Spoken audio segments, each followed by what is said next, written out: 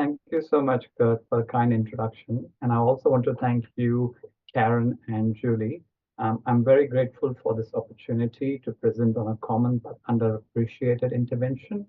And I'm certainly not an expert in this field. I'm delighted to share with you all the experience we have had by taking a deeper dive on this topic. I'm also thankful to two clinical researchers, Dr. Mishra and Ms. Jill Norix, who will share their research on this topic. I have no financial disclosures, and my non-financial disclosures are listed on the slide. Before I proceed with the talk, on behalf of my colleagues in the Department of Neonatology at Westmead Hospital, I would like to pay tribute to late Dr. Elizabeth John, colloquially known as EJ, and acknowledge her amazing achievements.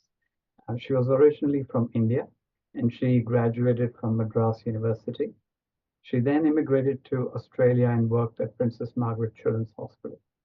And following moving to US for a while, she returned to Sydney at Crown Street Women's Hospital in 1980 as the medical director. She then moved to Westmead after the closure of Crown Street Hospital, and she was the founding unit director at Westmead Hospital. Under her leadership, Westmead gained a reputation as the largest unit in Sydney, and she was one of the pioneers and promoters for the early use of CPAP in various neonatal respiratory conditions, and also care of infants born at periviable gestation. She was very proud of her heritage, and she is described as a great clinician, but a tough boss. And she also established a program for training doctors from India. And in her honor, the National Neonatology Forum of India have an annual Elizabeth John oration. My colleagues and I take a pride and feel very privileged to continue the legacy of an exceptional clinician. During this presentation, I will start off with existing information and address gaps in knowledge, and then take you through our journey and talk about global perspectives, emerging evidence, and changes to technology over time, and then talk about future directions. When referring to incubator humidity, we are implying relative humidity. I mean, it's a ratio which indicates the moisture level of the air compared to the potential moisture content of the air. And when referring incubator humidity affects various organs in the care of preterm baby.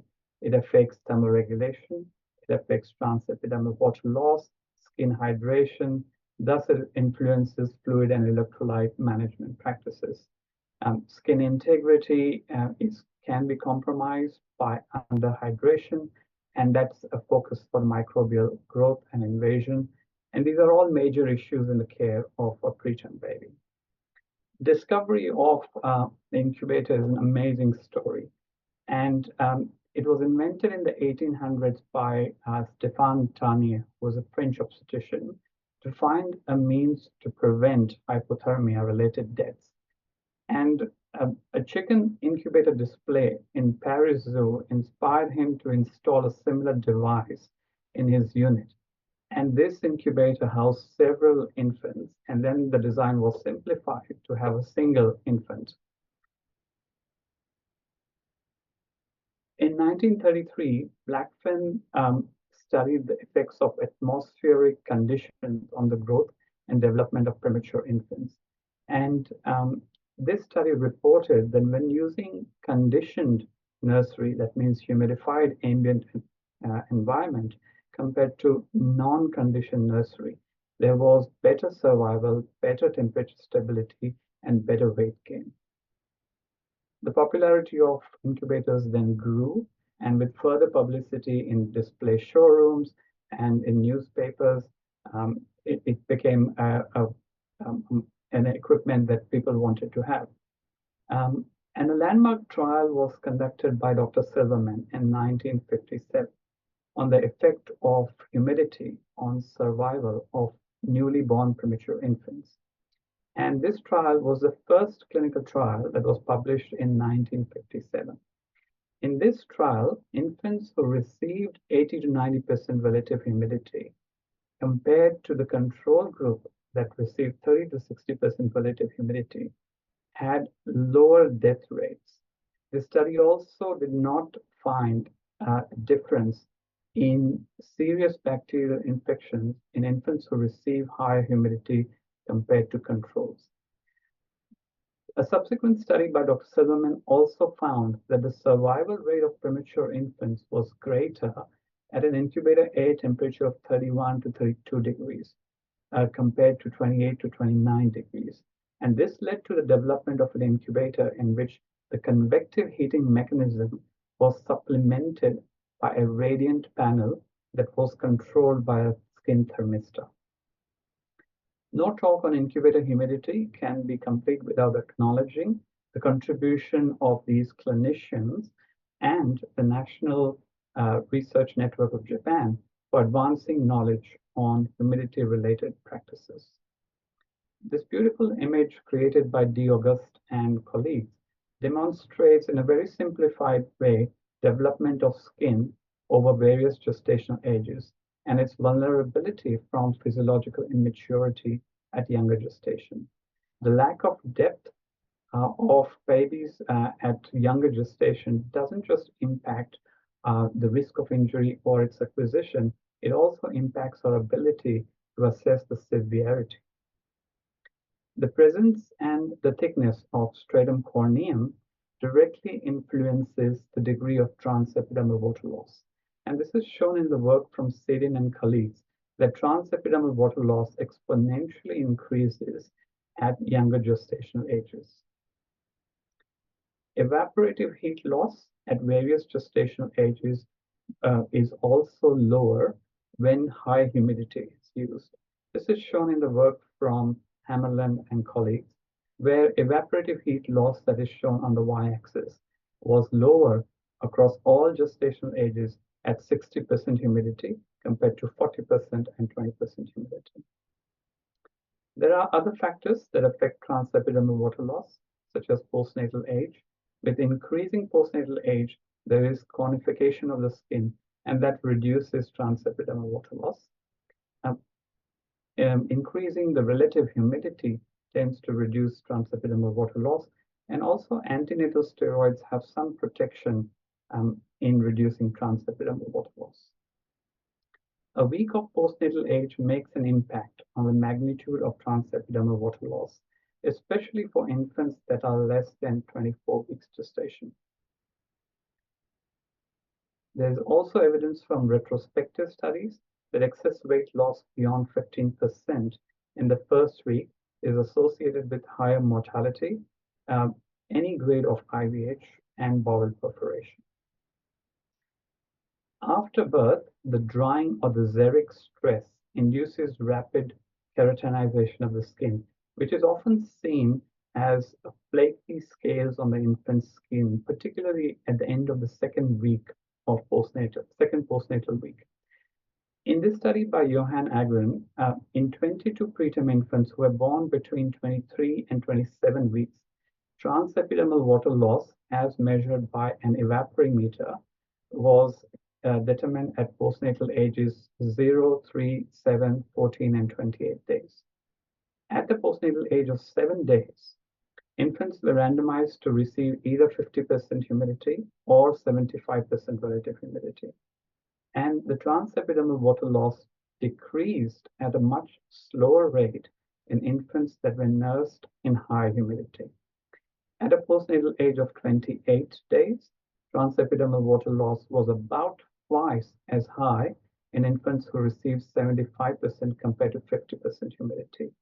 And this randomized trial is the basis for weaning humidity at 7 days, and prolonged use of high humidity may delay skin maturation.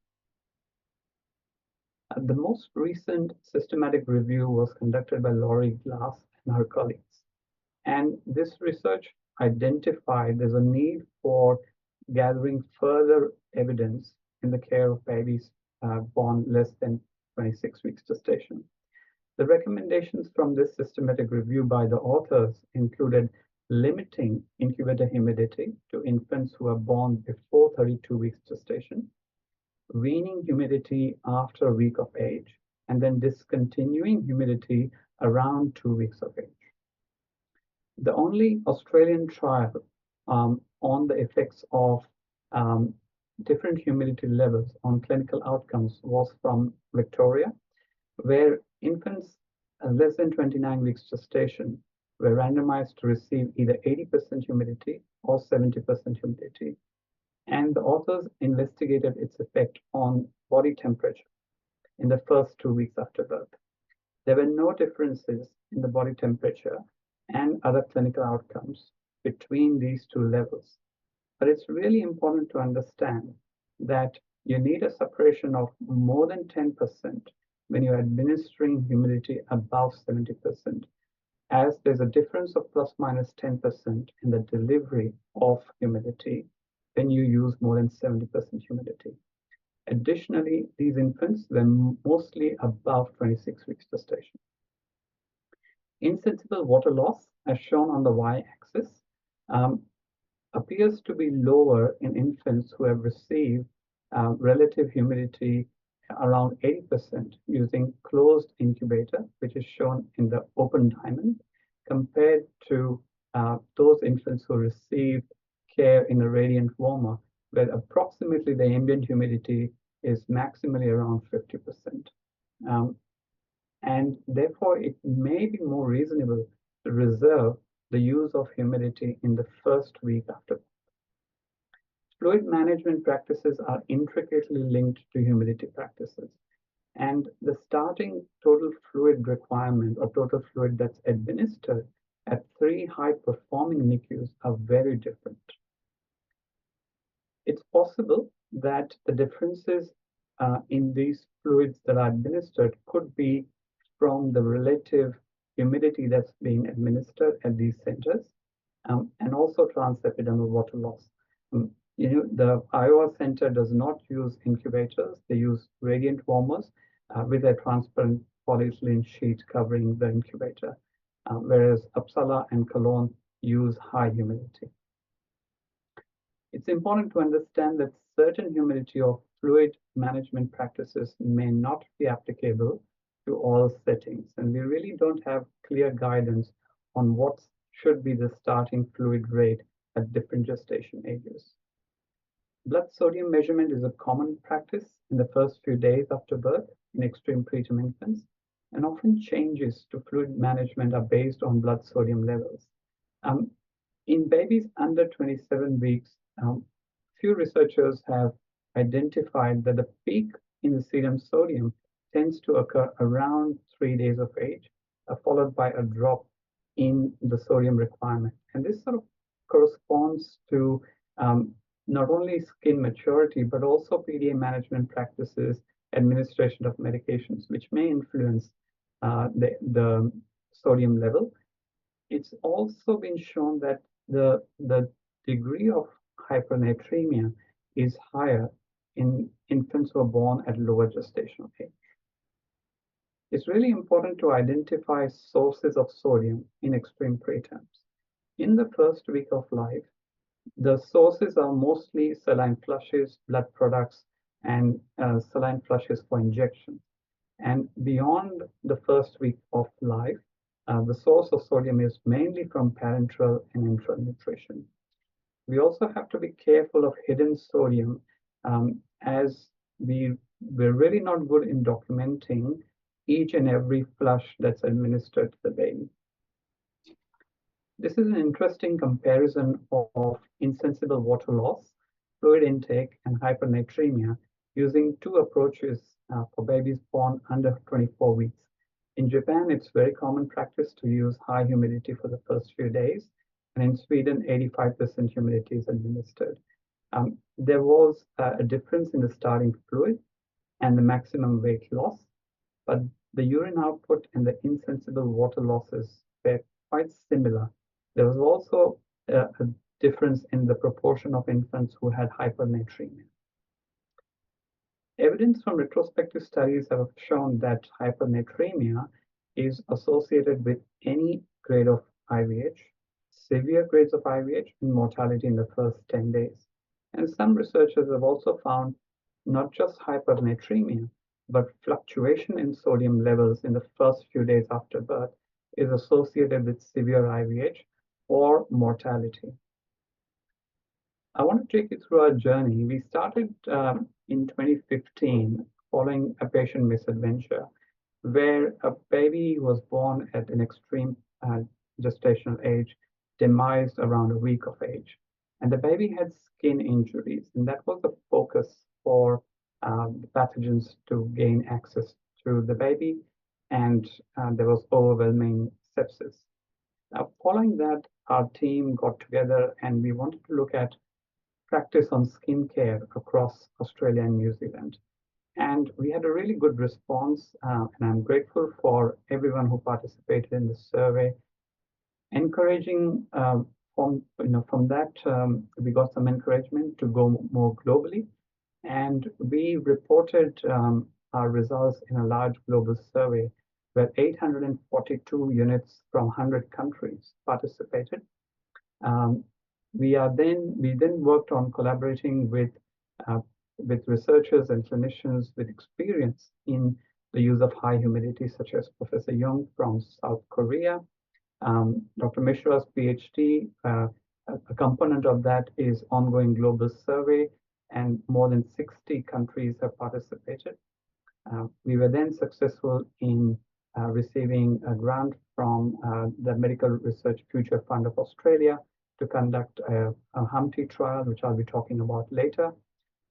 We are now working on collaborating with Matt Rushevi in humidity trial, and also Jill Norrix in the Y humidify trial. And we are working with a group of fantastic international experts with expertise on high humidity and skincare. The recent visit to Tokyo NICUs was very, very educational. And towards the end of my presentation, I'm going to talk about individual patient data, prospective meta-analysis, and the SEGNET network. So this particular survey, we started off in Australia and New Zealand, and we found that while most units were administering humidity within the first 3 hours, there was variation in the starting humidity level, which was mostly between mid 70 to mid 80%. But there was marked variation in the age when the humidity weaning commenced. In our global survey, we had a similar trend when most units were starting humidity in 3 hours timeline, but there was much wider variation in the initial humidity that was administered. When we looked at practices based on income status groups, the participating units, we had a similar trend, and units from low and low middle income countries use lower humidity, and units from high income countries tend to have more use of high humidity. Similarly, when we looked at units based on geographical regions, North America and Oceania stood out in terms of the timing of starting humidity, and units from Europe, Asia had more experience or had practice of using high humidity. This was another interesting observation, that units that were resuscitating infants from 22 and 23 weeks had more experience with high humidity compared to those resuscitating from 24 and 25 weeks gestation. There is growing interest in optimizing humidity-related practices in extreme preterm infants. I now invite Dr. Umesh Mishra, who is a senior fellow at Westmead and a PhD student at the University of Sydney, to present his work. Over to you, Umesh.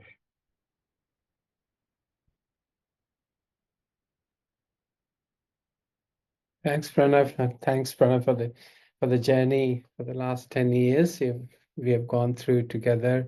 It was a wonderful achievement, following a lot of information we gathered across the globe about the humidity and skin practices. So I'm just going through very briefly about this retrospective study, where we compared the transepidermal water loss related outcomes at 2 levels of incubator humidity during the first 3 days of life in less than 28 weeks. And this is a manuscript under preparation for publication currently.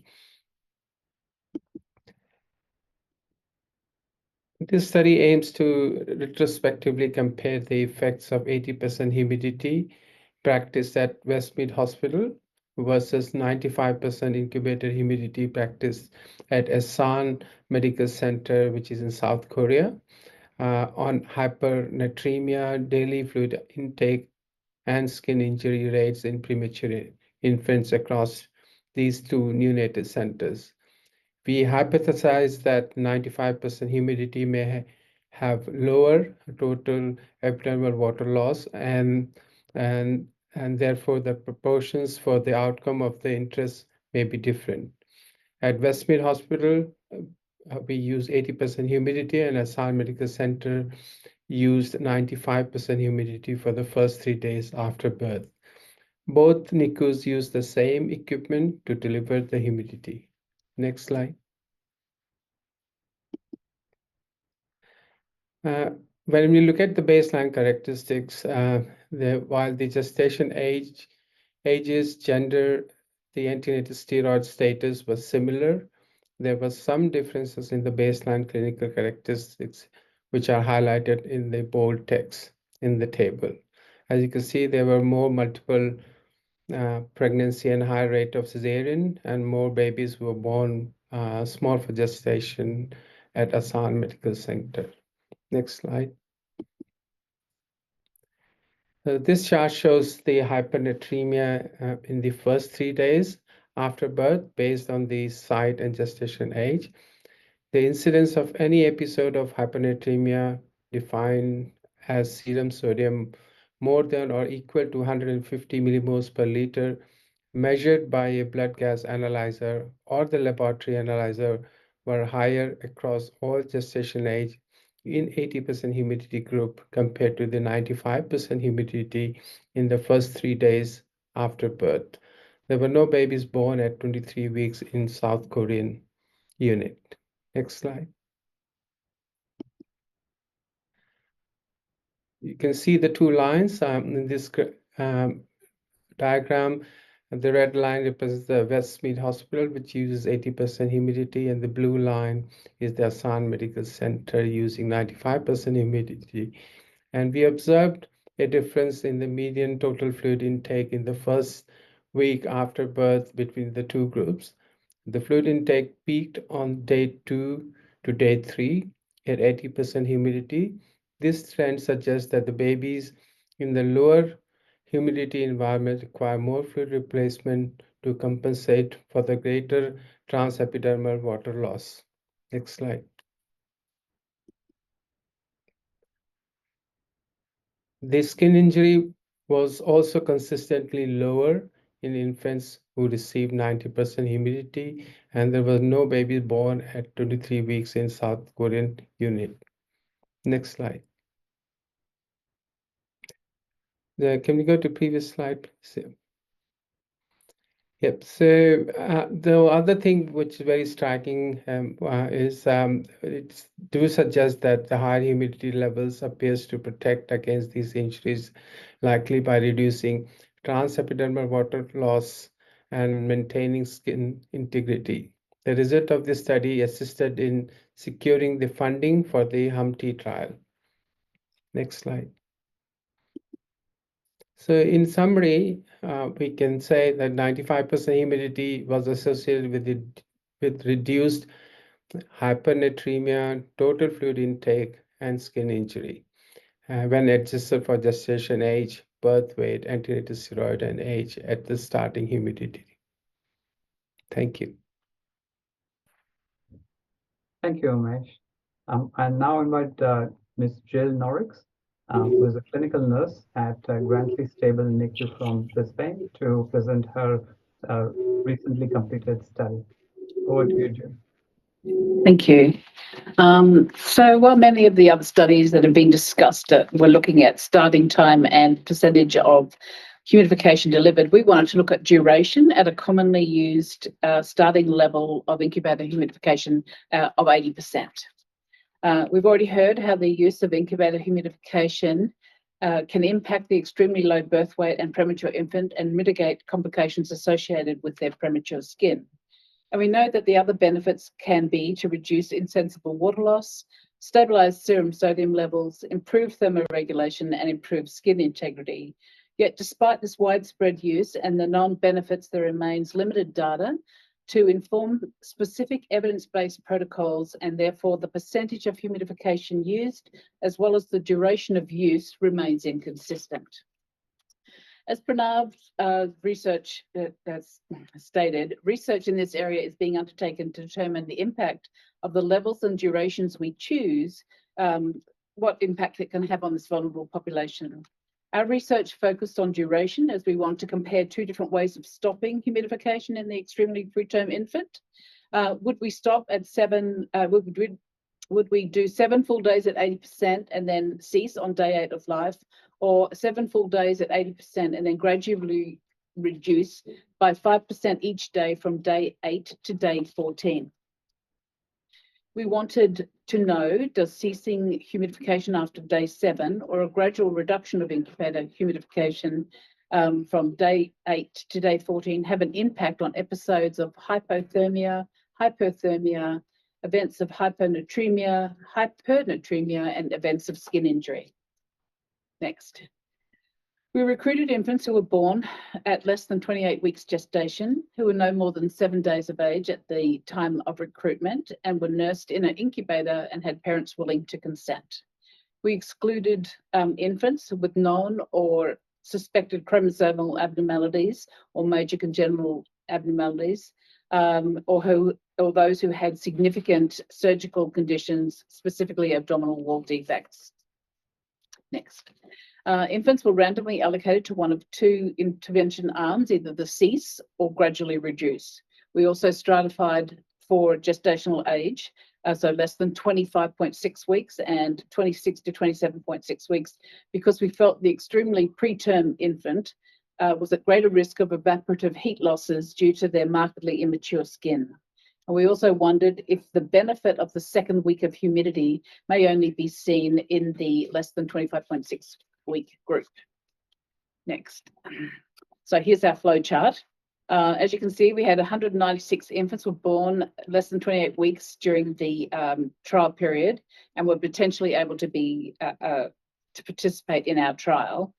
56 were excluded for reasons of death, transfer, declined, and we ended up having 140 infants enrolled in the trial. 70 were allocated to each arm. With the stratification, we had an equal number of 35 in each arm, which seems quite amazing. But anyway, of the 70 in the cease, 35 were less than 25.6 weeks, and the other 35 were 26 to 27 weeks in both groups, and none were lost to follow-up.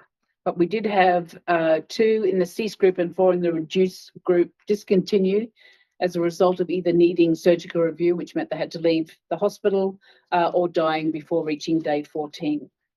Analysis was based on an intention to treat, with none being excluded from the analysis. Next. So this is the clinical characteristics of all of the participants. I haven't broken it down, but I'll explain that. So no statistically significant differences between the groups were seen for clinical characteristics, except for skin injury, but both groups had frequencies greater than 75% in the first week. Clinical characteristics for the stratified groups were also similar. Next. So there was no statistically significant differences for the primary outcomes between the 2 study groups. At least 70% of infants experienced hypothermia, and 77% in the cease group and 73% in the gradual reduction group, with a p-value of 0.7. Greater than 30% experienced hypothermia, with 53% in the cease group and 37% in the gradual reduction group, with a p-value of 0.9.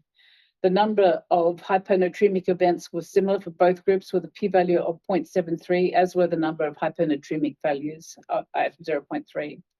At least 60% of the infants sustained a skin injury in week 2 of life, 63 in the cease group versus 67 in the gradual reduction group with a p-value of 0.72.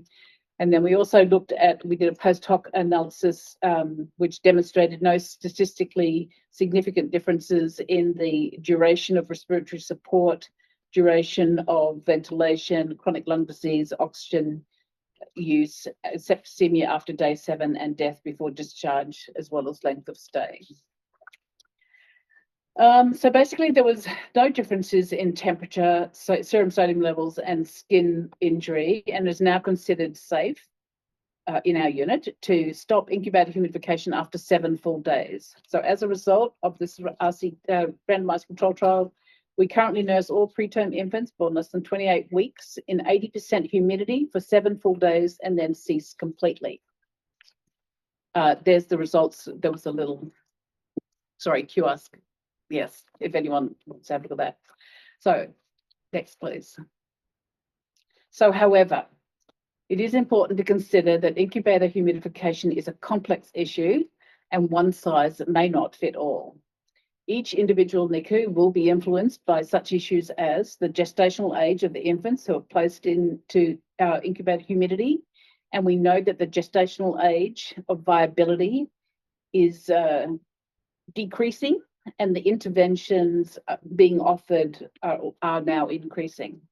Other factors include the percentage of sodium infusions used, which Pranav and Umesh discussed, the use of concurrent therapies such as indomethacin, which can affect urine output, the starting fluid rate, as well as the frequency of increase, the use of saline flushes, total parenteral nutrition additives, and the use of phototherapy, the use of microenvironments within the incubator, and the starting skin state.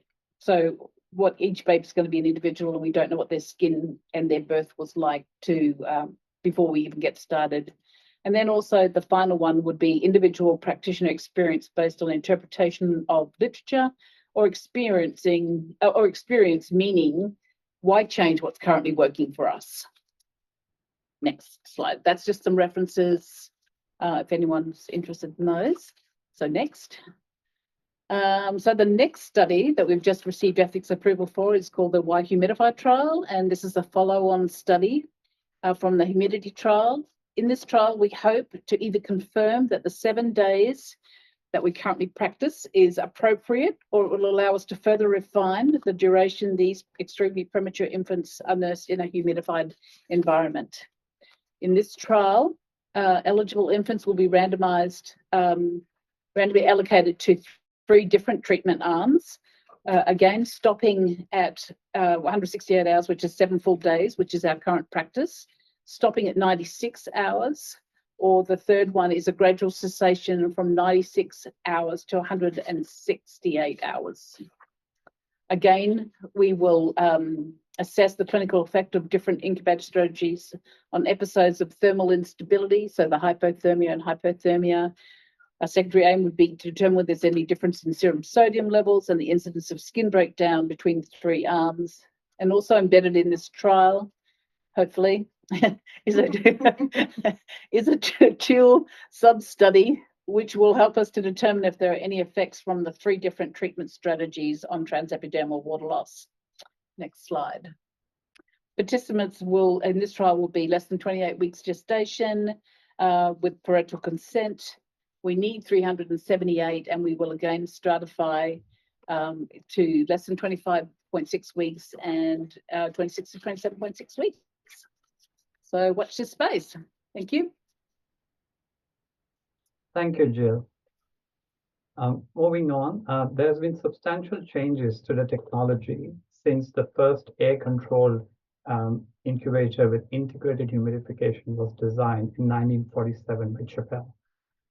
I'm thankful to Atom Medical for creating this slide as an example of how technology has changed. Other manufacturers have had a similar changes to their equipment over time as well. This was the very first incubator in 1952.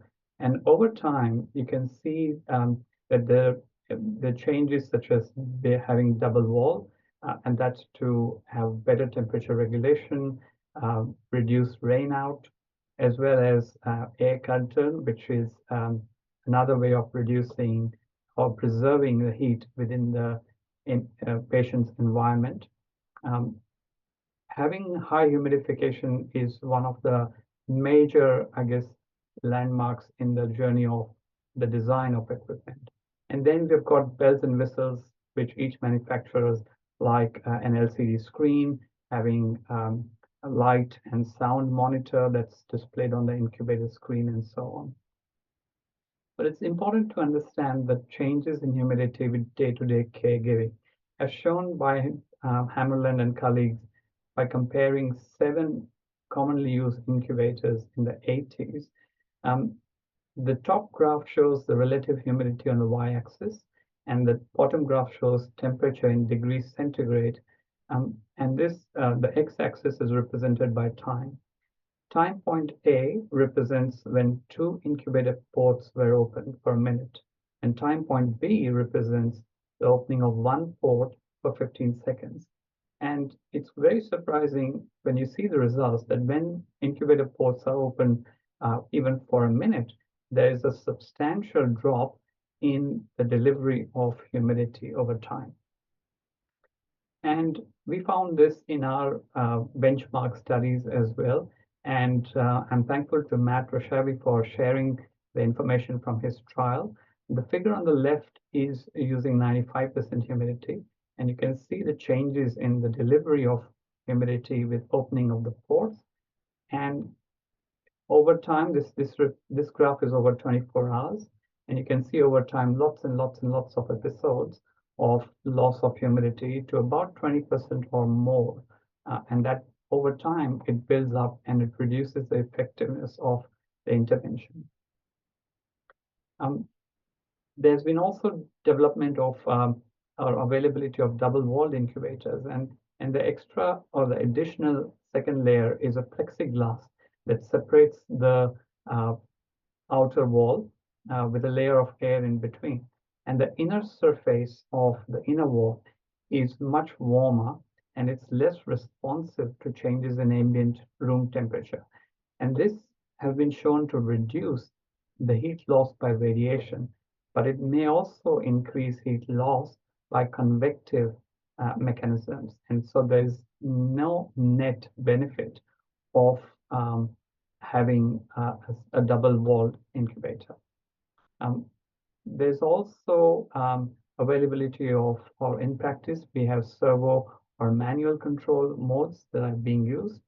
And with increased survival at a skin temperature of 36 degrees and having more thermal neutrality at around 36 to 37 degrees, this led to a common practice of maintaining skin temperature around 36.5 degrees.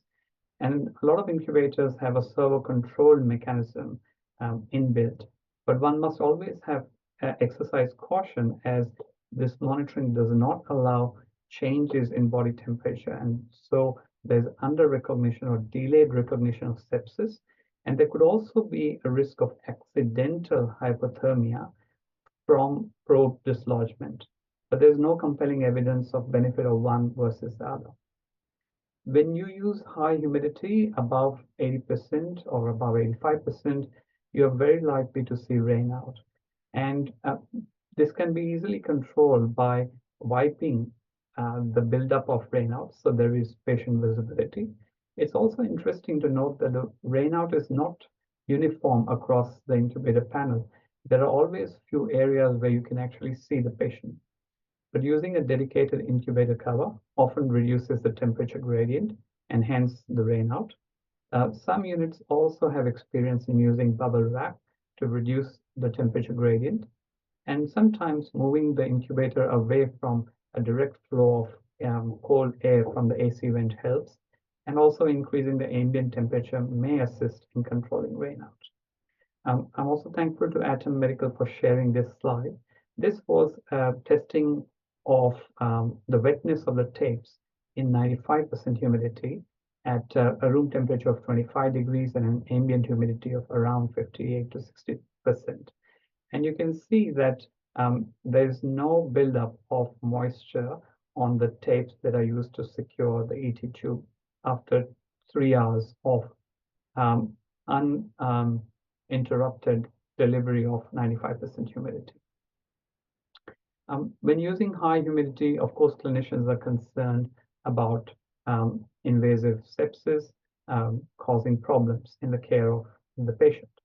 And it's very interesting to note that the source of contamination of the incubator with pathogens originated from this water reservoir, and hot air is passed over this water reservoir, which then carries the pathogens to the patient's environment. Now, with advances in technology, the water that's released into the patient's environment as mist is actually boiled, and it's more sterile when the humidity is being administered. We are very excited with the next steps in our journey. I want to mention about 2 trials that are investigating the effects of initial humidity in extreme preterm infants. The first trial is called the Humpty trial, which is comparing the effects of incubator humidity at 95% compared to 80%. And this trial is funded by MRFF scheme.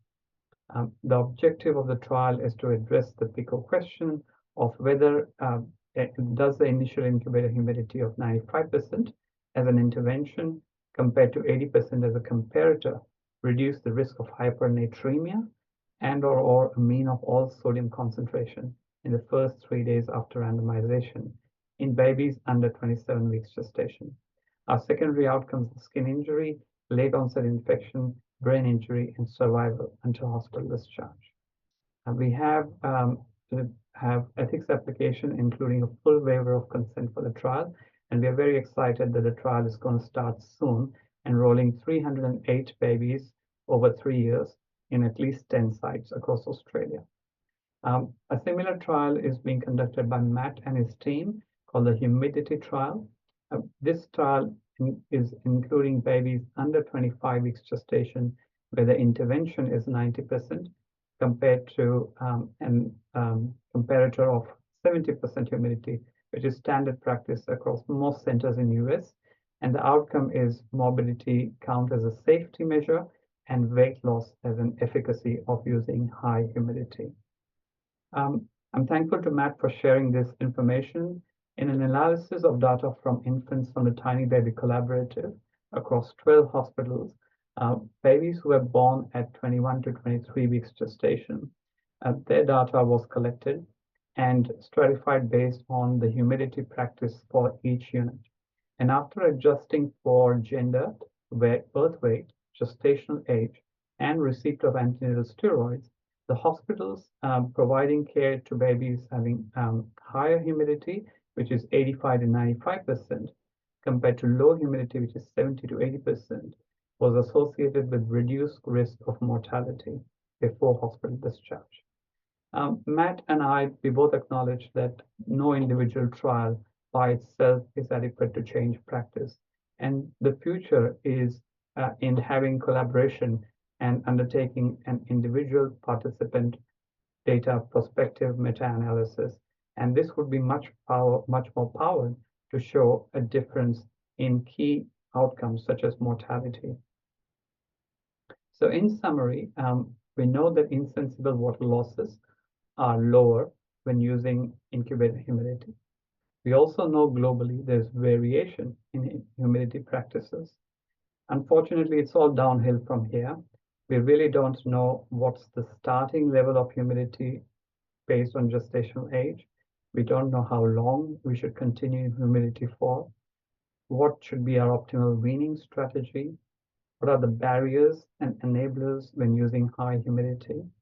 The impact of humidity on caregiving experience, the impact of humidity on various morbidities, mortality, skin integrity measures, and thermoregulation. And finally, one approach may not work for all infants. I'm really thankful to work alongside fantastic international experts on this topic. And I'm also very thankful to work with a diverse and interdisciplinary team within the Humpty trial, which is growing day by day. It gives me and D'August, who are co-chairs of SIGNET, great joy in announcing the launch of Signet, an international collaborative for building evidence on skin integrity. If you'd like to know more about this collaborative or get involved, please reach out to us. And I thank you for your kind attention, and we're really interested in knowing your thoughts, comments, or questions that you may have. Thank you. Well, thanks, Pranav and team. And I think you took us to a great sort of history of the application of humidity in neonatology over time. You explained that the goals were related to transepidermal water loss, and there is, of course, an association between sodium and water, and how those two can then be assessed and maybe are associated individually with morbidity and mortality. Then your team showed trials, which really is the setup for this big next trial, where all the questions were clearly sort of delineated and all the outcomes were a bit more specified, which was really great. Then you took us to some of the practical issues, but I guess most questions will be related. Already one question is about that. Maybe you want to tell a little bit more about your experience with, very high humidity from a practical point of view. Yes, thank you. That's a great question. And we will always see some degree of rain out when using high humidity. And when we started planning for the Humphrey trial, we knew that rain out is going to be a big challenge in implementing the intervention in Australian setting. I was really thankful to ANZNN for organizing the visit to Tokyo, and also learning from experience of clinicians like Professor Kusuda, Professor Konishi, and their team. And we were very surprised when we visited the NICUs in Japan that high humidity and the buildup of rain out was not considered to be a barrier in the care of an extreme preterm baby. And when we spoke to the nursing staff, what was their experience like, and they would just, say this is not a big issue. We just wipe the inner surface where there's condensation from time to time, and we just live with it. And certainly in Australia, using 90% and above humidity is an emerging practice. We are using as a catch-up strategy rather than having high humidity from the very start. And my view is that this is not the right approach, because we have already lost the battle for the purpose that the humidity was increased. And so when you do use high humidity, ensure that you have visibility of the patient and try and minimize the rain out with the strategies that are listed. While I'm waiting for some questions to be entered or asked, I got two questions for you. I know we had our discussions before about sodium and how that is, currently associated with dehydration, which I don't agree with in the first 2 days of life in preterm infants. But there is certainly an association with transepidermal water loss. How do you account for extracellular water contraction, which is one of those mysterious sort of, happenings in every newborn and every gestation, which seems to be triggered by birth, not necessarily by gestation? That's a great question. And I totally acknowledge that, that sodium may not be the, sodium may not be the only factor. And I think we are very poor in documenting the intake of sodium. And that's the other side of the story that needs to be addressed. Certainly, I have no answer to your question, Kurt, and that's why this particular trial will hopefully give us some answers, particularly in the skin sub-studies that we are undertaking. And it would also be interesting, and I think there's growing interest among the sites, to collect sodium intake in the first few days after birth. So I think that together would be very, very informative to answer the question. So I'm sorry, I don't have an answer for you at the moment, hopefully in 4 years' time, I may have one. That will be awesome. Now, look, I think the data for skin injury and early on and mortality, as from the American study, is very compelling to take into consideration. Maybe one more question. Sam, you have a question. Yeah. Just a moment. Can you hear me? Yes. Okay, excellent talk, Pranav and Mishra and Jill. Greatly enjoyed. And Pranav, I apologize openly. I couldn't send the information you required in the survey. I needed to take some medical leave unexpectedly. Sorry about it. My question is, what we are referring to is the relative humidity and the temperature, varying temperatures have an influence upon not only relative humidity, but also absolute humidity. Very often, even though we advise against it, the doctors, rarely nurses, open the door of the incubator. And at that time, it drops and it takes time to pick up the level we put it in. So we need to monitor that. It may not be a continuous humidity. It may be fluctuating humidity, which may cause in vivo fluctuating sodium levels and contributing. My another point, which I want to discuss is, in the survey, did you collect information about resuscitation? Was warm, humidified air oxygen mixture used right from the word go? And what sort of inspiratory gas? There are various methods. People use ultrasonic nebulizer. Many of us use the one Fisher and Paykel, and also jet nebulizer. These influences the degrees of respiratory gas humidity, which has an outcome on the baby. Thank you. Thank you, Professor Rajendra. Thank you. Great comment. In relation to your first comment, you're absolutely right that the temperature and humidity are so intricately linked. And when we started talking about this trial with the biomedical engineering team, and they were like, "Oh God, don't go there. It's very difficult to measure." And so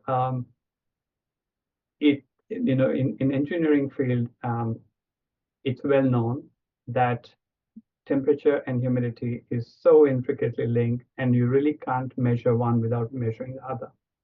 And it's not just, and also the relationship between temperature and humidity is not actually quite uniform within the incubator. So if you were to measure something at the ball end compared to the center of the incubator, you will find different measurements. And it's very, very amazing to see that. In terms of your second question, yes, we did collect that information that where units administering heated humidified gases during resuscitation, and we do have that information in the published paper. I can send you the paper. Thank you. No, I'd just like to add that as part of the Humpty trial, it's Dee August speaking, we are starting a process evaluation and actually interviewing experts who use the higher levels of humidity, including a number of people in the US and Japan. And what is interesting is they're actually probably interrupting that humidification care as often as we are.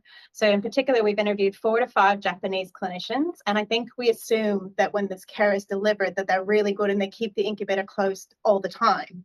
But from our initial interviews, they are opening it as frequently as some of our units would. So we'll learn more with both the effectiveness trial and the process evaluation. But I think we have to ask some of the questions to learn what is actually happening as part of that care delivery. Yeah, and that's part of the 2 questions in the chat box as well. Issues with IV lines, ET taping, retaping, and clothes getting wet. Can you comment on that? So when we've used high humidity in some of our babies, we have found monitoring or devices such as transcutaneous monitoring not adhering well. There's been a change in how it's applied to the baby, and following that, we have had no issues. We've also spoken to clinicians in Korea, Japan with high humidity practice. They certainly don't see any issues with IV lines, securing devices for monitoring the baby. Certainly, these are the things we are absolutely going to collect in our trial and also in Matt's trial. In relation to Harsha's question on the bedding becoming damp, yes, you will see the bedding does get damp, but it doesn't get soaking wet. And that's been our experience. And typically in 80% humidity, from talking to nursing staff, we change the bed linen maybe once a day. Sometimes when you use high humidity, you may have to change twice a day. But that's again not very uniform practice as well. So I think it would depend from unit to unit, but also how high do you go, how long do you administer for, and so on. I think I have one more question. I'm waiting for some more. Iowa does the exact opposite. Radiant heater in a 22-weeker, massive amount of fluid going in, and waiting for the skin to mature faster. So is there any collaboration with them to see, particularly on skin? I think would be a very interesting way. I think Marty Fisher puts her head in that unit every now and then. Yeah, you're absolutely right. And it's very surprising that even if you use radiant heater and don't use incubator, you can still achieve fantastic outcomes. But for units that are using incubators, it's really hard for us to go back and change to a radiant heater. And so if we were to use incubators, how do we use it optimally? I think that's what we are hoping to address.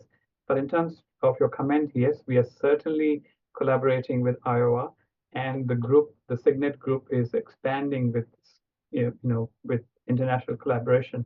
So we are having Iowa and Matt's sites, and within the two trials, work on skin integrity and compare how non-humidified environment differs from humidified environment, and not just humidified environment, but different levels of starting humidity. So it's going to be a fantastic opportunity to generate some really good evidence on skin integrity. Look, I think that's indeed a really, really good sort of summary of, we're trying to learn something new. We're trying to learn what that means. Others are already doing it and can give us their advice. Does it work? What works in Japan might not always work in Australia because we're just different. And what works in Iowa might also not work on other places. I think this is a really great step, and I commend you and your team for starting this quite difficult journey, I guess, but with so much information which will be handed to us. And I bet we will see you back next year at this forum to talk again and at least give us an update of how things are going. Thanks everybody for attending. Katja has one more question, but it's 2:00. I have to sort of close off now. Thanks everybody for attending. Thanks Pranav and team for presenting. Next week we're back. Julie will chair a session with Jeannie Chung from Melbourne about preterm follow-up and the new sort of recommendations, which preterms, what and how long and what